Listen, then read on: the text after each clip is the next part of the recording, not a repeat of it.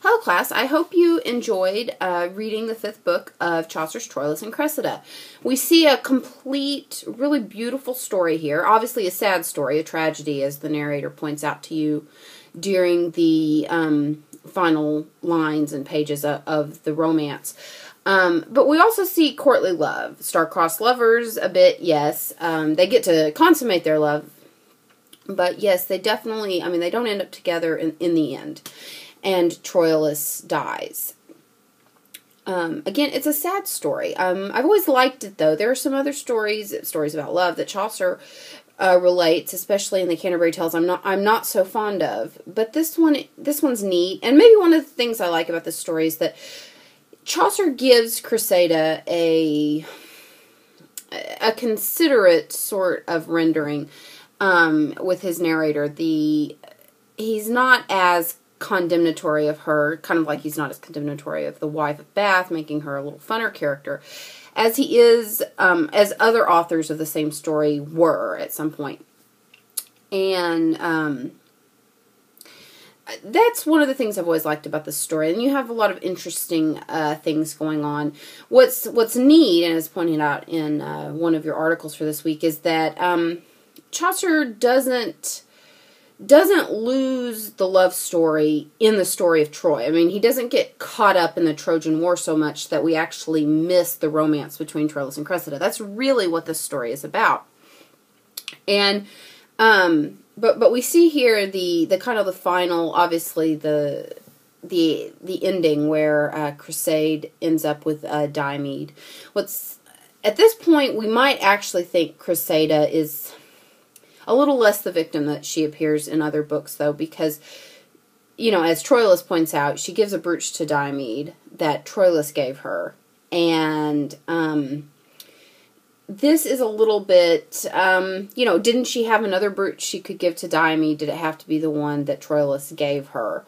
And this is maybe a little more questionable. At the same time, that can you understand a young woman who's been in a situation that was sketchy, if familiar, is suddenly in a situation which, and we know that she goes over to the Greeks, which is the side that wins the Trojan War, but suddenly she's in this situation where she's, she's more secure. Her father is there. Again, this is the side that's winning. And so, there's this part of us that can't blame her for being something of a practical widow. And, as much as Troilus continues to burn.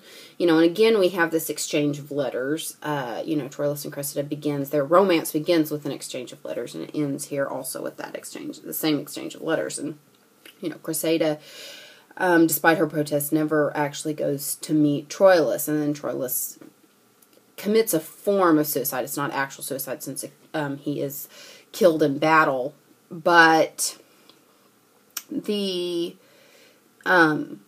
fact that he pits himself against basically against the Greeks in the way that he does so recklessly is his own form of despair at the loss of his love. And this is just, it's not the way courtly love always ends. There's a number of happy romances in the Middle Ages. This is just one of the really sad ones. And there were plenty of the sad ones as well. And, we haven't talked about much, haven't looked at as much Andreas Capellanus's Art of Courtly Love. But one of the things that Capellanus's book does is it's actually a satire of courtly love traditions, in the sense that it talks about the things that lovers should do. Of course, he also talks about courtly love as being between people who aren't married, in the sense that it can't be between a husband and a wife unless that husband has another wife and the wife has another husband, and it's like more of a marital affair. And he makes fun of that. In fact, the 5th book of Andreas Capellanus's Art of Courtly Love sets the whole thing up as a satire, but he also sets a lot of the rules, in the sense that he says, you have to serve one another, and when a young man falls in love, he's supposed to turn 6 shades of pale and get sick and fall down, and he's supposed to write letters. Basically, all the things you see Troilus and Cressida doing in this story kind of follow the rules of courtly love outlined by Andreas Capellanus in his 12th century work. And certainly Troilus and Cressida is not the only medieval romance to do so. Many medieval romances follow along with Andreas Capellanus' work. What's really funny about it is that Andreas Capellanus meant it to be a satire, and yet his rules for love end up being the plot, the action, the catalyst for so many medieval romances, and that's just kind of a funny thing about it. But we see that here in this romance, and it is a neat story. One of my favorite parts, though, is the vision of Cassandra, because, she appears in also multiple Greek plays, and she's the prophetess that cannot be believed. She predicts the end and the fall of Troy, and no one in Troy will listen to her. In fact, she's been kind of, she has been cursed as a prophetess that cannot be believed, even though everything she says is true. And, again, she appears in multiple Greek plays and Greek stories. And she appears again here. And again, Troilus does not listen to her, because that's kind of obviously the trope of her character. But, it's just, there's a lot of interesting things. Of course, we have a lot of meta-narrative going on in the last few pages as the narrator kind of makes his final comments about the story itself. He says, go, little book, out into the world, reach people. He calls it a tragedy. He calls on God, which is important. If you're going to write a pagan book, you have to call on God in the end if it's the Middle Ages. Because it kind of sets everything right. Chaucer does the same thing in the Canterbury Tales with his retraction, where he kind of says, hey, those bits that are dirty in here, just don't mind them.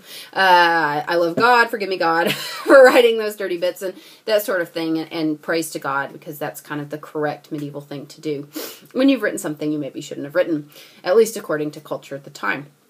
And so, these are just some of the things we're dealing with. And next week we're going to read the Parliament of Fowls, which is a shorter poem by Chaucer, but it also kind of looks at some more of these courtly love traditions. But one of the things I like is that it talks about talking animals again, or it puts words into the mouths of animals again. And it's a little earlier piece, and a lot of people find it interesting in its way.